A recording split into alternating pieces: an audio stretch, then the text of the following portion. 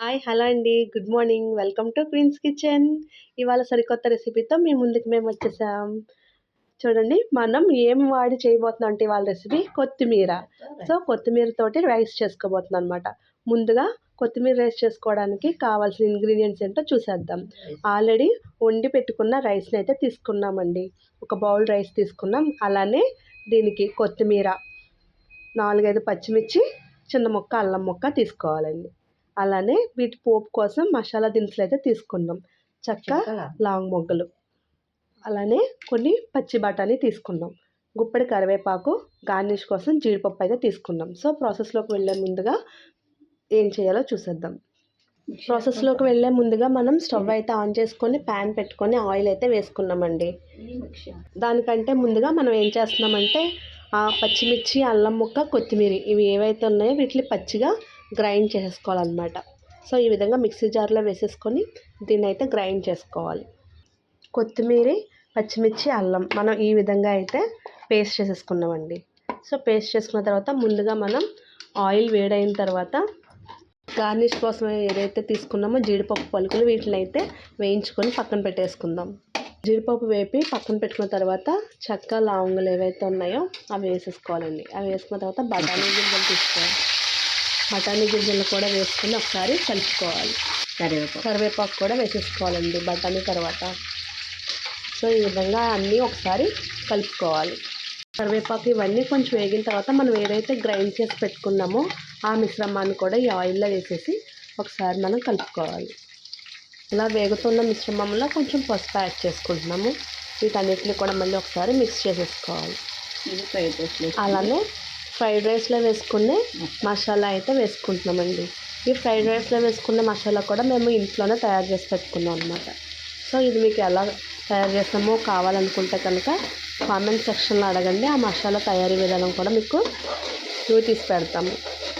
5 minutes తర్వాత మనకి oil అయితే ఇలా పైకి వచ్చేలాగా ఆ లీఫీ గ్రేవీ మొత్తం అంతా ఎగిపోయిందండి. ఎగిపోయిన తర్వాత మనం రైస్ ఏదైతే కొత్తిమీర రైస్ అనుకుంటున్నామో దాన్ని తీసి పెట్టుకున్న రైస్ అంతా కూడా కొత్తిమీర పేస్ట్లో వేసేసి బాగా మిక్స్ చేసేసుకోవాలి.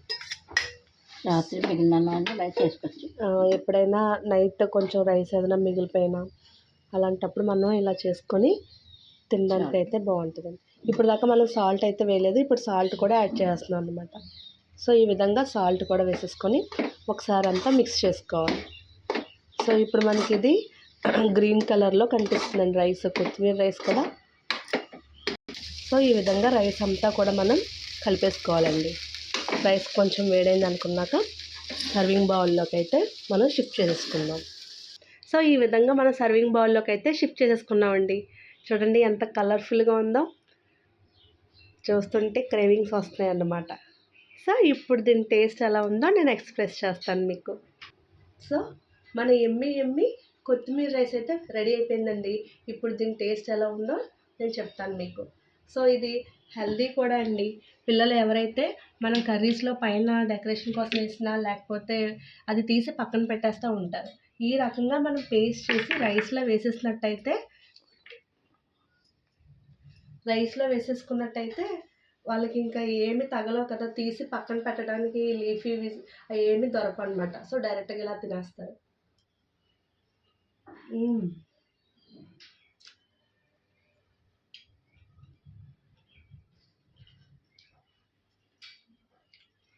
టేస్ట్ అయితే చాలా ఎక్సలెంట్గా ఉందండి.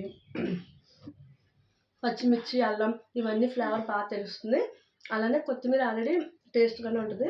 ఇవి అన్నిటితో మిక్స్ అవ్వడం వల్ల మరింత రుచిగా వచ్చిందనమాట. సో, మీరు కూడా ఈ డిష్ని ప్రిపేర్ చేసుకొని ఎలా వచ్చిందో నాకు కామెంట్ చేయండి. వెల్కమ్ బ్యాక్ అండి. ఇప్పుడు మన హెల్తీ టిప్ కోసం కమలాకాయనైతే తీసుకొచ్చారండి. సో, ఈ కమలాకాయతో మనకు చేయబోయే రెమెడీ ఏంటో చూసేద్దాం. సో, ఇలా కమలాకాయనైతే తీసుకొని వాటి తొక్కల్ని రిమూవ్ చేసేసుకొని దాన్నైతే ఆలివ్ ఆయిల్ 1/2 కప్పు దాకా ఆలివ్ ఆయిల్ తీసుకోవాలండి. ఈ ఆలివ్ ఆయిల్ అనేది బయట మనకి అవైలబుల్గా ఉంటుంది. సో, ఈ ఆలివ్ ఆయిల్లో ఈ కమలాకాయ తొక్కల్ని తీసుకొచ్చి 3 డేస్ పాటు అందులోనే నానబెట్టారనమాట. సో, 4th డే నుంచి మనం ఒంటికి అయితే దీన్ని అప్లై చేసుకోవచ్చు. సో, దీనివల్ల మనకి రెమెడీ ఏంటంటే ఈ వింటర్ సీజన్లో స్కిన్ అంతా వైట్ కలర్లోకి వచ్చేసి పగిలిపోయినట్టుండి కొంచెం ఇబ్బందిగా ఉంటుంది కదండి స్కిన్. సో, ఈ రకంగా చేతిలో అరచేతిలో వేసుకొని దాన్ని బాగా రుద్ది చేతులకి ఇలా రుద్దుకున్నట్టయితే మన మన స్కిన్ నార్మల్గా వచ్చేస్తుంది అనమాట.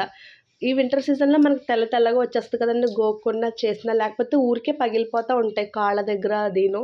ఈ విధంగా మనం ఈ ఆయిల్ అప్లై చేసుకొని ఒక 1 or 2 hours తర్వాత మనం బాత్ చేసినట్టయితే మనకి స్కిన్ ఇలానే ఉంటుంది అనమాట. సో ఇది న్యాచురల్గా కూడా ఉంటుంది, మెరుస్తూ ఉంటుంది స్కిన్. ఈ విధంగా పెద్ద జిడ్డు కూడా ఏమి ఉండదండి. ఈ విధంగా మనం చేసుకున్నట్టయితే ఈ వింటర్ సీజన్లో అయితే బాగుంటుంది, మనకి పగలడం అలాంటిది ఏమి ఉండదు అనమాట శరీరం. సో ఈ రెమెడీ అయితే ఈ వింటర్ సీజన్లో మనకి బాగా యూజ్ఫుల్ అనుకుంటున్నాను.